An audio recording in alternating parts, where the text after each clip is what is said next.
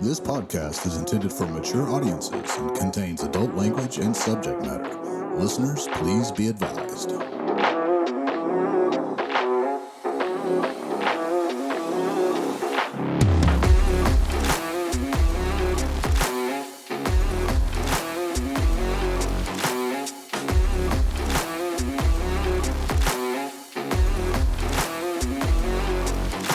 All right, welcome back. Hello, everyone.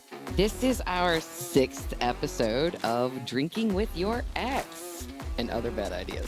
And other poor life decisions that you can make while intoxicated. Exactly. I am Bonnie Neal, I am Blake Thompson. and we are bringing you this podcast mainly because he and I are exes. We dated about 20 years ago. We now find ourselves in this wonderful situation of being over 40 And single. and single.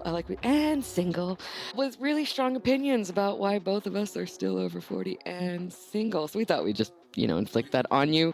All 5 of our listeners, shout out, love you. We missed you. So we're just going to kind of run through the rules of the podcast just for everybody out there. So there's 3 rules. The first rule is every episode is brought to you by a particular kind of alcohol. Yes, and tonight's sponsor is Johnny Walker Blue Label. So when you want to impress your date or just look really pretentious, Johnny Walker Blue Label is your go-to. When you want to overpay for, somewhat upscale whiskey and you're ordering it for yourself to impress them, that's great. If they're ordering it for you, ladies, check it for roofies. Because anybody that would roofie somebody who drinking Johnny Walker Blue Label, that's just such a crime. Or he's a professional. Or he's a professional. All right, so the first one, brought to you by a particular kind of alcohol. Second rule is that The second rule is Bonnie's favorite.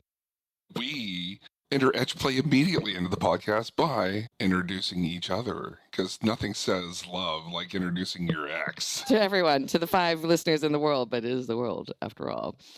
And then our final rule is that we both have to ask each other an uncomfortable question related to today's topic, and the other one must answer. No backseas, no wussing out of it. Yeah, no one, you can't call a safety and like run to the corner. We have to answer. You're committed. All right, so we have our Johnny What Walker. a right word. Fun. All right, so we have our Johnny Walker Blue Label special brought to you. So now let's start with the introductions. Blake has been sitting on this one. He's been salivating over it. So I let's. have not been You should salivating. go first because I haven't thought of you. You haven't thought of mine yet. No. What? You haven't thought of something snarky yet? I'm gonna let the fates take me. Well, everybody, let's introduce my ex, Bonnie Neal, a pretentious little amateur toastmaster that likes to dig into people in public. I'm not an amateur. I'm a competent communicator. I've actually achieved Toastmaster level of competence. You're welcome. But And as I said, she just proved my point. interesting. Also, a barfly trivia aficionado. Oh, I like the tacking on of the introduction. That's fine. It's like ... Oh yeah. Sorry to be, utterly bitter and mean on my profile, but I like dogs and kittens too. All right, ladies and gentlemen, this is Blake Thompson, a pushing 50 silver fox who has very detailed fantasies about what he's gonna do when he has 2 pet corgis, Rumpus and Tookus, and he has their entire wedding outfits planned. That's right, ladies. Stand back or actually get in line for Because this absolutely one. everybody wants to be involved with somebody that loves their pets as much as Yeah, I think your love of pets probably is illegal, but sure, let's go with that. it's not illegal, could possibly be immoral. I mean, your dog is owning more outfits than you. Maybe a sign. Just saying. That their name is Blake Thompson. I'm just saying. Okay, yeah, you have a very detailed fantasy about your dogs that don't yet exist. I'm just saying that. All right. Again, planning ahead for future pets. This isn't weird at all. All right, so we're apparently a little punchy. This is gonna be a fun episode. Tonight's topic is people's types, talking about your types and talking about what various different people think is out of their league. The kind of people that you go for, the kind of people that you just sort of take yourself out of the running. So what is one's romantic and sexual type, and what is one's idea of who might be out of their league? And I will say that this is the first episode where I have no idea where this conversation is going. We just brought this topic up. Usually on some of these episodes, we've had this talk before, and this is we learn new things about each other. But this one's entirely new ground. We are breaking into new. We were breaking down some barriers and talking about things that we never expected to talk about before. Yeah. So speaking of edge play, I have been drinking, and I did get a refill, so this will be fun. Yeah. So for everyone, it's like I'm 3 in already. So 3 sounds like a solid number. I'm going to commit to that. That sounds fine. Yeah, that sounds absolutely fine. I mean, what could go wrong? All right, so I'm just going to hop right in there in that I feel like I can describe Blake's type of woman just off of the top of my head. And FYI, ladies, it's not me. I'm an anomaly in what I would say Blake's type of woman is. He's got a thing for cute, little, sassy blondes. Am I wrong? Which of those adjectives is incorrect? He likes to refer to them as pocket people, not creepy at all. He likes pocket people. Like he does cute little sassy blondes. And let's cut me some slack here on this one, just for the fact that I am 6.5 feet tall. Everybody's a pocket person. Sure, we'll go with that. Fine. And he also has a soft spot to his credit, he likes very, very smart women. Of all the women that I've ever met that Blake liked here, they've all been very, very gifted in the brains area. He likes very smart, very sassy, very articulate, but he definitely has a thing for the cute blondes. Tattoos are definitely a bonus. Any experience working in the service industry, he will flirt with every server and bartender on the planet, male or female. He's equal opportunity, but that is what I would say your type is. Am I wrong? No. Not even remotely. Okay. Like, also add some nerd into that. Yeah, it's true. You do like nerds. I mean, you are a nerd, so, find your people. Yeah, find your people. Also add in someone that's current on world events. Weirdly, I've never heard that. Currently, like at least know what's happening on the planet. Aware that Ukraine is a thing and a place where people are, and it's no longer called the Ukraine. Yeah, it's called Ukraine, everyone. Just Ukraine. It's just dropping the stuff. But again, it's having a little bit of nerd in you. Enjoy reading, like little things that just pop up. Because you walk into someone's house and they don't have books, run. Well, I mean, I got rid of all my books because now I carry it around in my purse. I have 568 books on me at all times. It helps. It's better than a wet blanket. Only 568? Well, you can't. I bought the middle memory on iPhone. All right, so I mean, as types go, right on. I enjoy your consistency over the years. I understand I'm the anomaly. I'm the brunette, but I also kind of I'm not sassy. She lies, ladies I'm and not gentlemen. sassy. She lies. I'm not a pocket person. I am shorter than you, much like the rest of the world. But I'm not a pocket person. But I do feel like the brunette is what kind of like singles me out. I think there's maybe like 2 of us in the Hall of Fame of the Blake sex. Let's see. I have dated 2 redheads in my life as well, so we can, yeah. Variety. Yes, variety. Variety. I'm so proud of you. All right. Well, what's my type, Blake? Bonnie's type. What's funny? Bonnie's type of man is someone that she doesn't go after. Interesting. I love the look on her face, everyone. It's like Bonnie's type of man. She's looking for someone that can hold his own in a I don't want to use the word combative, but challenging conversation. I mean, is that the only She likes the tall, dark, and handsome, drinks of water. Sure, I don't really have a thing for blondes. Yeah, you don't have a thing for blondes. But her types vary. Mm-hmm. You want to know what I think that can, like... Never mind. Go ahead. Continue. You're fine. No. Your types vary because I've seen you be interested in many different men, from musicians to professionals. But like you brought this up in the previous conversation, where some of them you feel that they're out of your league. Well, okay, so stop jumping the conversation, Blake. Let's say that I will say that I have a type. I feel like I've dated 2 types over the past 20 years. You fall into one of those categories, right? I tend to, if we're talking about them physically, I tend to like big barrel-chested, bearded, manly men. I definitely like the bears. Then I tend to go in the strangely, wildly opposite direction and tend to date the pretty boy frontmen that are, vainer than I am. But I will say the men that I am attracted to, I think all have one thing in common. I don't know if the last one counts, pandemic sex. But I'm attracted to men who are unusual men in the world of men, that they kind of approach masculinity in a somewhat different and unique way. I grew up in fucking cowboys. You what? I would use the word unique on that one. Unique, like I like men who have a unique and original approach to manhood and masculinity. That is what I think they've all had in common, and that continues to be what I find attractive in them. She craves intelligence and individuality. And Yeah. They can't be cookie cutter, so to speak. Yes. So I mean, that's not bad. I mean, we kind of maybe have known each other. All right, so let's get to the meat of the conversation that we are dancing around. It has recently been pointed out to me, this is what therapy is good for and you pay so much money for, that, and I didn't actually know this until, well, I paid my therapist to tell me, that I actually think of some men as out of my league. Which I find shocking. So you said?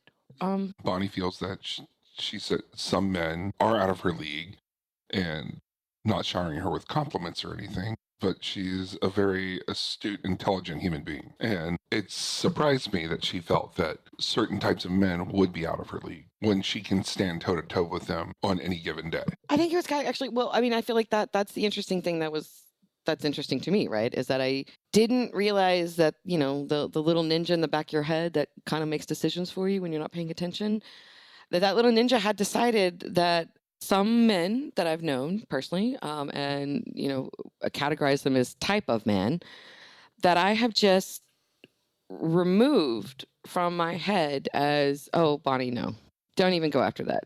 That's he's out of your league. Like let's not throw our heart after that. Let's look at that. Look at that really cute homeless musician. Let's go there. Have a tight. Well, and it's true. So our previous conversation about flirting, right? I told a story about the guy who showed up late for the party and kind of got drafted into being the designated driver, the sober one for this particular rave. And I found his emotional competence, right? How he was very, very angry, but like handled his shit and was able to be caretaking and kind and also in charge. I hit on him in my Bonnie way, which is like, God, you were so fucking angry. And that was hot, right? In my inimitable way. In retrospect, like when I sobered up, I was like, oh, fuck. Very few men like to be complimented on their emotional competency, especially as an opening line. And especially in the subtle... subtle, drunken way that I did it. Yes, hot. Yeah, I'm going to push you down a flight of stairs here while I hit on you. Subtle. And but actually, now that I'm actually remembering it, the next time I saw him, he was interested in me, and we had a great time, and I was very friendly. We had a blast, and he did hit on me later on that evening, and I just shut it down. I just completely 100% shut it down because I had, in the friend zone, somewhere along the line, I had placed him into a friend zone, and him hitting on me at the end of the evening, I just chalked up to drunkenness, right? And just I ended it. Right. As much as we're both drinking professionals. Booze is a booze, right? It does not improve one's decision. And it does lower inhibitions. And also, for some people, it makes them more comfortable and able to talk to a member of the opposite sex or the same sex or their type. I mean, that's the reason one should have drinking rules around first dates and dates in general, right? Because, Yeah. Someone walks in and orders a double vodka soda and downs it and says, this is the easiest date you ever had. Run. Apparently that did happen to Blake. FYI, it's a fun story. But that's what kind of brought it up. And my therapist asked me, she was like, well, why did you do that? And I was like, because when I sobered up and thought about him and thought about what I'd seen him do that night, but what else I knew about him kind of personally and professionally, I knew he was very well educated and that he had been all around the world putting on art, producing art exhibits, and that he had gone back to medical school to study and research cancer, and that he had a great family that was very tight, and he was very devoted to his brother, and all of these things. I was just like, oh no, he would not be interested in someone like me. I'm a fucking train wreck compared to him, and there's a thought that comes into my head. I'm a fucking train wreck compared to him. He's out of my league. Just step back, and I don't even know what the dance is because I've taken myself out of the room, and I started noticing that I do that. That's what I mean by like this gentleman that you speak of, one, it's like all his qualities that you just mentioned. That seems like quite a catch. Yes, I think he is. Even though, from what I know, he's in this ongoing, torturous, on again, off again, Tommy and Pam kind of passionate, tortured thing, which is too bad. I think he's an amazing human, one of the best I've ever met. He's an amazing human. But you also are an amazing and an intelligent human, and you took yourself out of your game on your own volition. I know, and I find that puzzling and interesting, and self-esteem. But yeah, I find that interesting because I wonder if I don't think I'm the only one who does it, but where we got to this conversation is that Blake, upon hearing this particular story from me, is like, oh God, I've never thought about like anybody's out of my league. I'm in everybody's league. I'm like multi-league umpire. I get in everywhere, and I'm like, oh, okay, well.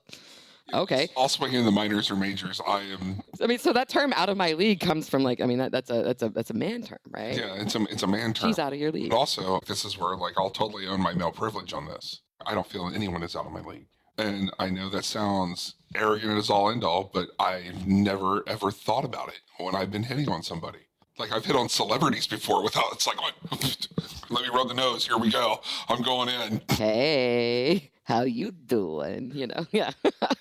Okay, so all right, so you see a celebrity and you're like, all right, I want. What do you think, right? Like, what do you do? And it wasn't. Now, mind you, ladies and gentlemen, this wasn't cold. I've had many different careers in my life. One of them was I worked at Gold's Gym in Hollywood, right in the middle of West Hollywood. All right, sort of like So like I was like I got to see Ron Perlman on a daily basis. I got to see celebrity orange theory, but yeah, I mean I got to see like Miss Landau from Buffy the Vampire Slayer played Drusilla. I got to see her every day. And yes, I hit on her. Brunette, outside of your type. Nicely outside done. of my type. And she's tall too. She's tall and creepy. It's awesome. Oh, I forgot to include the goth babe in your type. Yes, if you have a dark side, yeah, I'm jumping in with both feet. Talking about serial killers on the first date, he's your guy. And what's funny, I was talking with somebody at a party the other night, and serial killers and true crime podcasts came up. Just out of nowhere. Out of nowhere, and both of us did the giddy happy dance. Cute. Yeah. I mean, I believe you. I think it's weird, but I believe you. I mean, yeah. I don't know. What is it that makes me take myself out of the running? Because that's all being out of somebody's league. That's what that language means, is that you're surrendering. You're adding a roadblock. No, you're surrendering. You're surrendering the game. You're folding and walking away. That's all it is. I mean, saying somebody's out of your league is a fold. I disagree. Okay. I disagree, because there's always a chance for bluff. Okay, so I'm digging the poker metaphor we're going with. Continue. That you're like throwing your cards on the table and going, throwing your hands up, going, I'm out. It's like, it gives you the opportunity. Sit back and think about it for a minute. Why is this person out of my league? Or why would this person even remotely, could it be the other way around? Are they in my league? So that is a very good game to play. That's generally my professional persona, right? Whenever you kind of walk into a situation where you feel like the power dynamic is against you, then you just switch it, right? Like switch the power dynamic. Yeah, it's what you do in interviews. Yeah. You come in and you interrogate them. You interview them. It's like well, yeah, why should I date you? Well, I mean, because you just got so angry and that was hot. I'm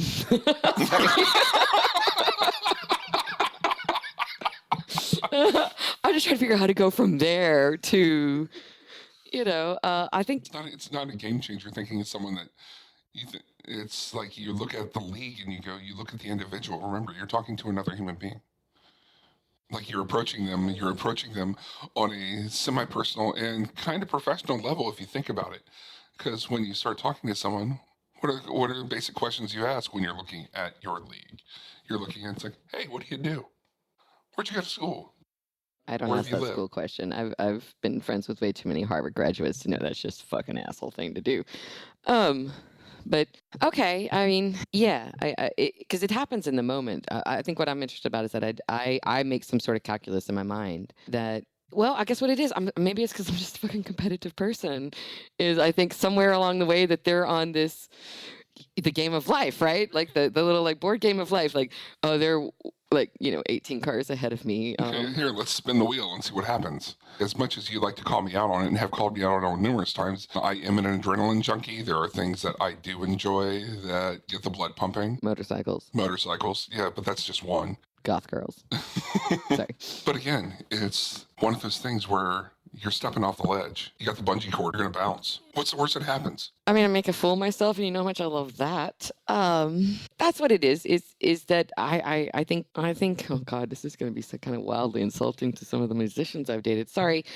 Is that I think, in that particular instance, and kind of one more recent, is that they're my interest in them is kind of so large and so genuine that I don't think I can handle the rejection, so I just don't try. Okay, that's fair. It's kind of chicken shit, but it takes practice. Yeah, I mean, I never approach dating with the kamikaze attitude you just recommended. I'm just letting you know that's not my jam. But I mean, I get that it's yours. Like, well, I've always been like this. Is that better? I mean, I guess my question is that better? And it goes back to that whole flirting thing. Okay. As much as you like to call me out on it, yeah, I will flirt with every bartender and cocktail waitress I see, or cocktail waiter. And it's part of my personality. Mm-hmm. And when I go in, like, I have nothing to lose. Yeah. Why do I feel like I have so much to lose in that moment then? I don't know. I can put the counselor hat on and say, challenge of self-esteem or rejections from your past. Okay.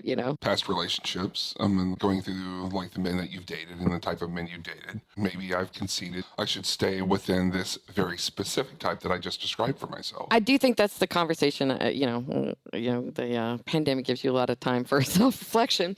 And having yet another sort of immensely unsatisfying relationship with a musician, kind of realizing that I do fall into patterns. I have recommended that, kind of professional business gals, right, who, have a competitive economic spirit, musicians are a great potential dating source, because what I like about musicians is that it's hard to intimidate them about anything because they're already in a long-term committed relationship. You're always the mistress when you're dating a musician, which is nice. I like it because that makes them reasonably low maintenance because they're already, committed to, another muse. And, musicians need or are attracted to the kind of stability of, a professional gal. And I think there's something to benefit a professional gal in dating a musician in that you can take them into situations where they're not going to get into dick swinging contests or get particularly manipulative or competitive, and they're not going to get up in your business. So you're sitting in a comfort zone. It is a comfortable, complementary life choices pairing, and that has been my flavor of choice for 20 years or so. But so, ladies and gentlemen, as we put it, to us being over 40 and some of us pushing 50. I mean, the downside is don't date musicians that are drunks or addicts, but good luck trying to find one that's not. From what you've described, those aren't the men you're looking for. You're looking for someone that compliments you, or and I'm talking about compliments you as in showering you with like, oh my God, you're beautiful. But you're looking at someone that, the cliche is like the partner in crime, where you can go out and do things you enjoy. I mean, you could do that with musicians too. I mean, musicians and you always, I'm a writer, so we can get down with the creative process. We get down with things. I'm not particularly possessive, so I don't really kind of enforce the monogamy only thing. Downside to dating musicians too. I think we have complementary personalities, goals, lifestyles. I just think it's interesting that I don't date in my own professional class, which I think is interesting too. And I think it is because I spent so much of my career being the only girl in the room. And I see men in my professional class as colleagues and rivals as opposed to... Or assets. Allies. Not assets. They're allies. But not partners. Nobody you could possibly trust, I guess is the right answer. So I've worked in some really shitty industries, including like finance, oil and gas, And again, and it's like in you yourself, like went and found other industries to work in that you felt more comfortable. Yes, but that is, I'm just, I've only moved into an industry that's not like that recently. This is my retirement career, but I did spend a solid 20 years being the only girl in the room. And that did create personal boundaries, which is, don't date at work. If you're surrounded by beautiful men, treat it like a museum. You're allowed to admire the artwork. You're just not allowed to touch it or take it home. But what's funny is in 2022, a lot of people, like, who do you spend your most time with? people you work with. And like there's a chance of going into happy hours or meeting other people in similar lines of work as you do and going in there with the, hey, I'm going to go have a conversation with another human being. I mean, I don't want to date in real estate. I feel like that's like dating in a cesspool. But I'm getting your point. But I'm getting your point. There is this weird, just sort of kind of trying to open up to dating in my professional class, for lack of a better word. Both of us have been to networking events, and sometimes networking events aren't always about the professional. See, I have to deliberately turn on the part of me that is evaluating people around me in a romantic or sexual filter. If I'm going to a professional networking event, I'm seeing you 100% through the professional filter, which is asexual. I don't shit where I eat. I don't try to, you know, I'm not here to, you know, seduce, promise to fuck you so you give me business. I've never been that. Yeah, and no one's asking you to. And so that's the reason I'm like, when I'm networking and stuff, I don't really actually think like professional situations are a good route for me for dating. I think it's more important to figure out situations and when we're in a more social situation, like the party we went to, right? Like some bars that we go to, you know, some fancy ass shit we go to just open that up as opposed to pursuing it for professional connections, opening myself up to romantic and sexual, because like that guy, you're so angry or hot. I think I take them off the table. And that is interesting to me. I think I need to work on that. I mean, you're taking chess pieces off the table that don't need to be taken. Mm-hmm. I mean, that guy is still, you know, somewhat Facebook stalking me, even though he rarely posts, but he's... But right on. I mean... Hall of Fame of crushes and old flames. But also, the world is small and time is weird. Life is short and the world is small. Yeah. Yeah. But, all right, circle back to the original conversation about types, because I feel like we've just definitely talked about ourselves and not really talked about anybody else, even though we are getting to the uncomfortable question part of the thing. You know, I got some opinions about what your type of woman says about you. She has some strong opinions. We have some mutual friends that date a very, very consistent type, and we're like, It goes back to why are they attracted to that? Why are they attracted to it? Yeah, I mean... And during the pandemic, I did not date. I actually went to therapy for the entirety of the pandemic. Seems like a better use of the time. I fell into a pandemic pod sex relationship that was a horribly bad idea, and But again, it's like you're talking. It's like you described my type. You also described your type that you're attracted to, and it's like I mentioned that earlier, where it's something that you're comfortable with, something that you can dive into, something that you're okay with walking up and approaching. So do you think our types are representative of our genuine desires, or do you think they're just representative of a familiar pattern? A little bit both. I mean, I think I'm kind of willing to admit that mine are definitely falling into a familiar pattern, but I would say it's a little bit of both, where it's like you have a pattern of like what you date, and then as we talk about being in your 40s and singles, so what's the definition of insanity? Doing something over and over again that makes no sense, hoping for a different outcome. Well, I'm going to choose my uncomfortable question right now. What do you think about your particular blonde, sassy, pocket person type? What of that do you think represents your genuine desires, and what of that type do you think is just a familiar pattern? It's really not an uncomfortable question. It's more like a familiar pattern. So what are the... Where it's like a familiar pattern of like when you look at the people that you're attracted to early on. You mean early on in the relationship, or like early on in your life? Early on in your life. Okay. It's like I remember the first time I saw a woman with a tattoo, I was like, squeal! Okay. Yeah. Considering it was Southern Ohio, how old were you? 4 or 5? About that, just because I thought it was awesome. Yeah. How much older was she? Oh my God, I was a kid. Okay, so she was like your mom's age, like when your mom's like family friends. Well, like, I'd probably say she was in her late 20s, early 30s. Okay. Yeah, and rock and roll and like have no fear type. Awesome. Smart, and I just thought, I want a woman like that. Hey. Doing the hand fan. And I remember trying to date outside of that.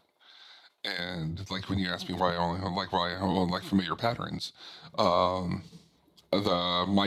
first ridiculously like head over heels crush that I had wasn't a blonde. Was not blonde. I was 14. She was a brunette. And, faithless bitch broke your heart, or what happened?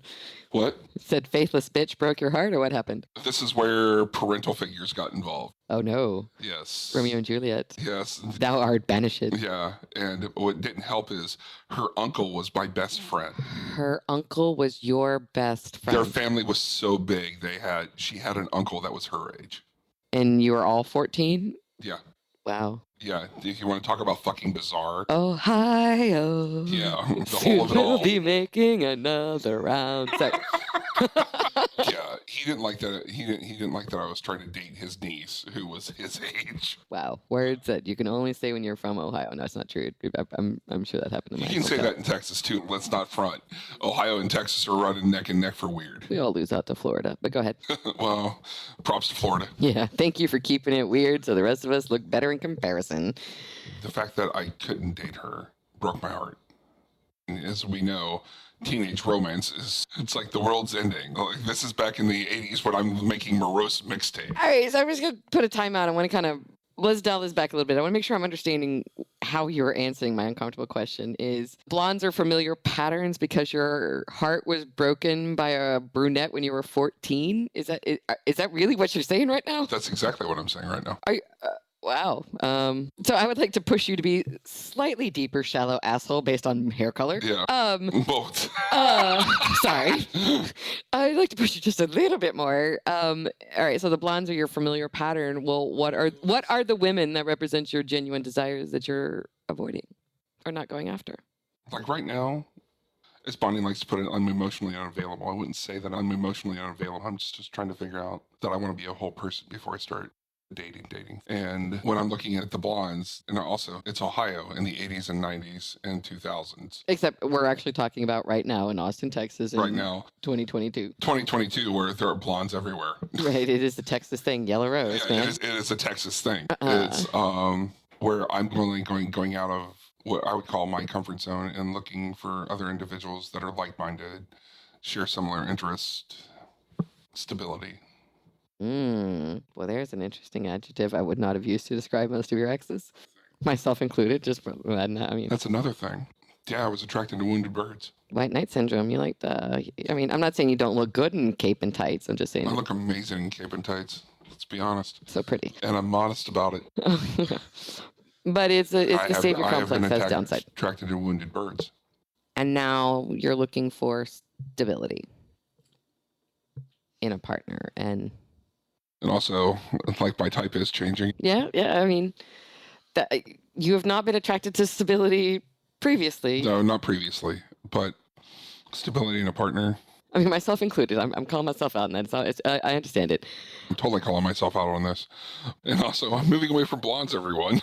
I mean, I'm not saying blondes in and of themselves. Let's get away from your, completely shallow answer to things involving hair color. Yeah. But... yeah, But looking for someone, looking for emotional stability, emotional maturity.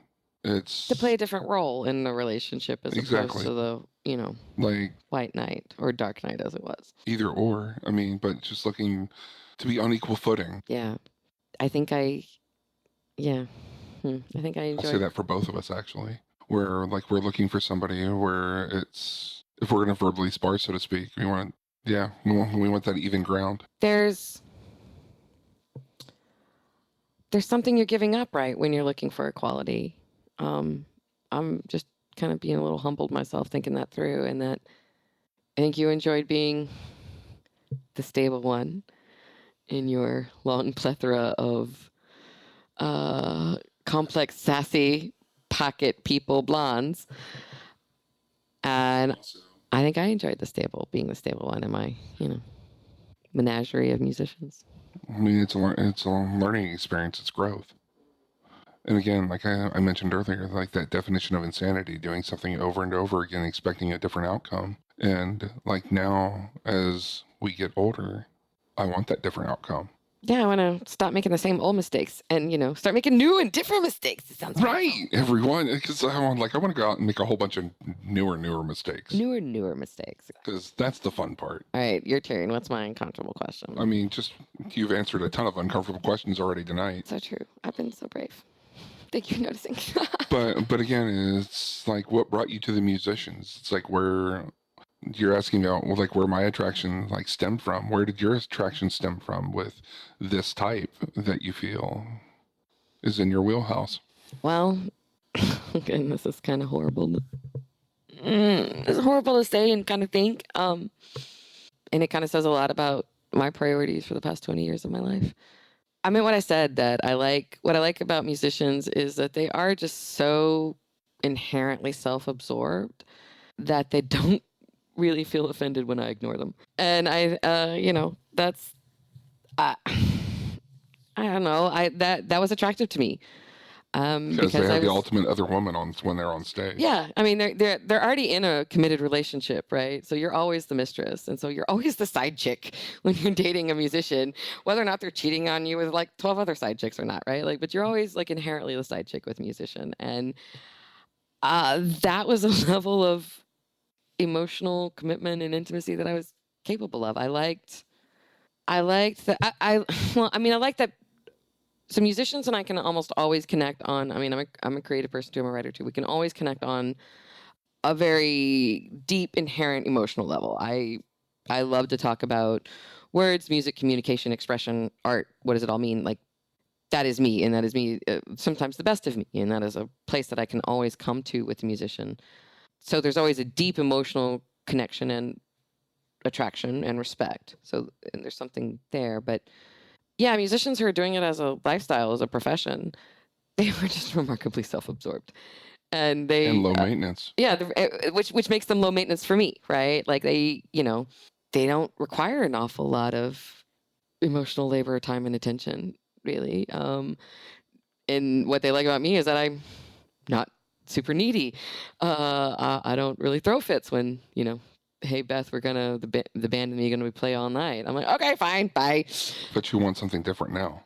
I do, because I'm not, I'm a recovering workaholic.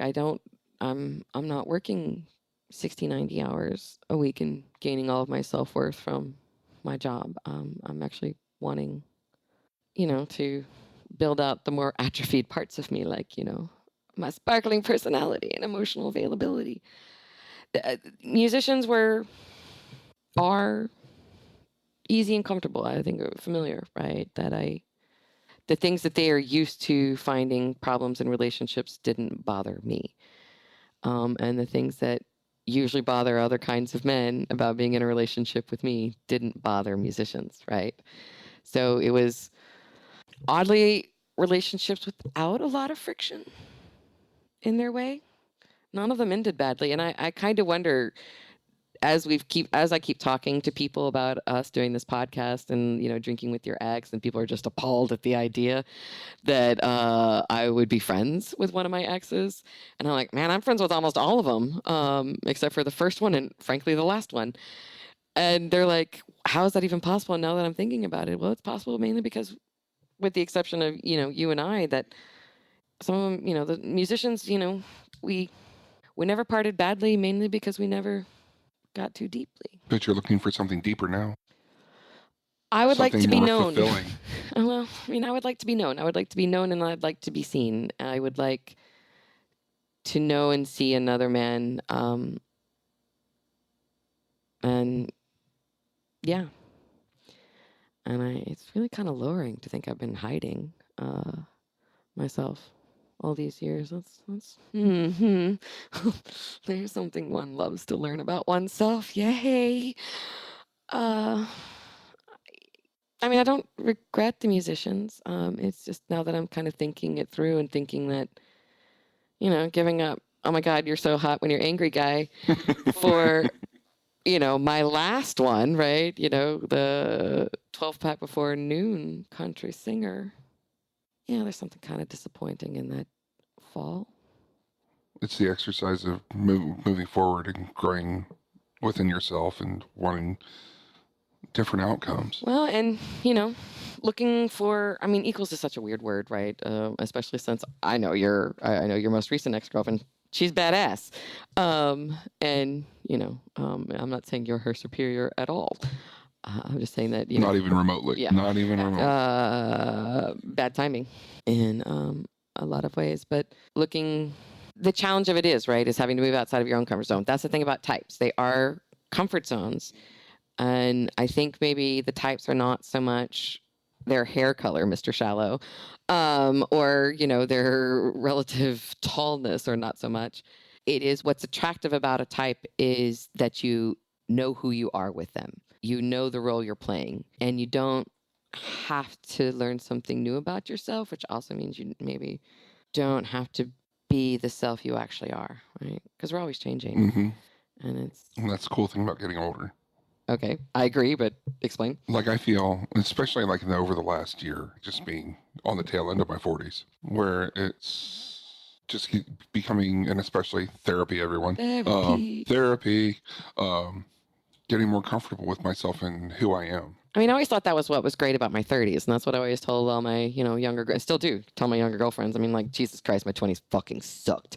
By the time you turn 30, I was so grateful, because once you're 30, you can kind of let some shit go, and you start becoming more at peace with yourself. You start, like, really being honest with yourself about who you are and what you are and the things you want to be. Because, in your 20s, they tell you can be anything, which means you have to be everything. And that's just a whole bunch of pressure. And then by the time you're 30, you're like, okay, I'm never going to be a prima ballerina. I can let that dream go. I can let that go. I can let myself off the hook for not being a prima ballerina. All right, good. You can start seeing all of the dreams that you haven't quite accomplished in your life, and you can start like letting some of them go. But you can also like reevaluate your dreams to see what new realities you can experience. Well, yes, you start pruning old dreams, and you start figuring out like new dreams. Like that's the fun thing, right? And at 40, there is a kind of old dog, new tricks. Like I can change. I'm becoming a better human daily, but there are some things I'm never going to be a housekeeper. Sorry, never going to be a gifted housekeeper. Just not. I'm good at other things. Interior decorating, I've gotten all right. Yes, you're doing great. Living inside of a crayon box, it's great. But yeah, kind of being more honest with myself in the ways in which I've chicken shitted out of relationships in the past. And, life's too short to be chicken shit. Yeah. Aren't those pearls of wisdom? Thank you, ladies and gentlemen. We love you, our 5 listeners. Shout out PR, Indiana. We love you. But there you go. That's not a bad episode. Not a bad episode, everyone. We had some bumps. This one was hard. It was hard. Better. But we're looking forward to hearing from you. Yeah. Please send in comments, feedbacks. Send in comments. Tell me how shallow I am, because I like blondes. Please don't mail rotten vegetables. Throw them like a grown-up. No. Yeah, that's okay. So shallow. All right, guys. Thank you for tuning in. This is Drinking with Your Ex. I am Bonnie Neal. I am Blake Thompson, and it's time for a refill. Damn straight.